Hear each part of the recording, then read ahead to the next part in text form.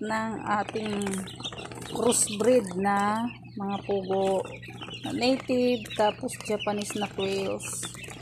Ito po yung itsura. Diba, bumili kayo ng naka-crossbreed, ito po yung itsura ng ano, kasi nag-crossbreed ako ng native at Japanese. Ayan, ayan. Malaki siya. Kasi talaga yung ano ng Japanese.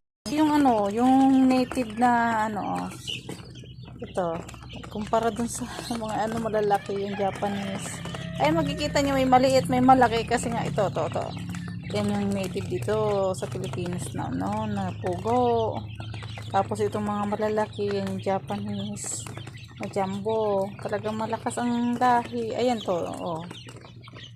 Native siya. Maliit siya kumpara dun sa ibang mga ano. Ayan oh, didikit. Yung jumbo. May pagkakaiba ng kaunti. Tapos yung, ayan oh, malalaki siya. Yung ano niya,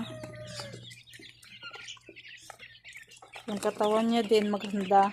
Ito nasa ano pa lang to, 3 weeks. Kumbaga, ito,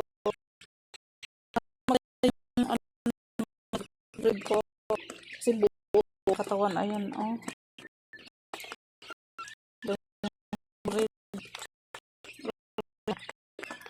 Healthy sila. Ang healthy. Ayan. Mga hingi ng pagkain. Mga makukulit. Nako. Ayan. Yung Japanese na ano ang i-crossbreed ko dito para makita talaga yung laki.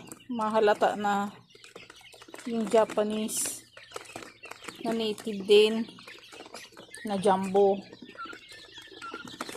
Yan yung crossbreed ko para iisa ang kulay. Pero may mga lumabas na ano, tuxedo. Ay, ito kagaya ito, tuxedo. May mga lumabas. Kumbaga na nagkaroon sila ng ano pa rin. Ayan, tuxedo yun, no.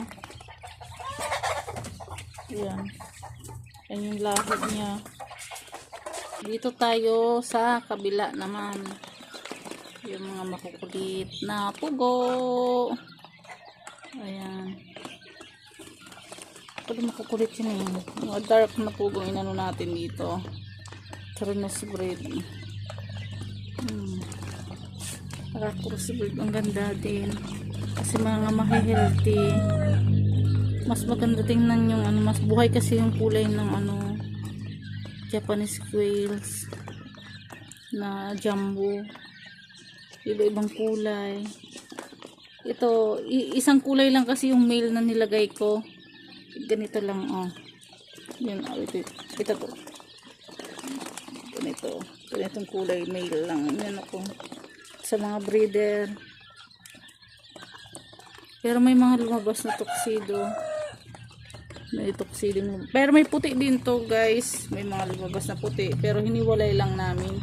Hindi nakasama dito yung mga puti. Ito yung kulay ng native na female.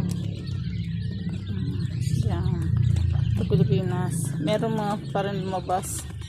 Meron pa din. Ito, mga maliit. Makikita mo talaga na ang pagkakaiba sa size at sa kulay.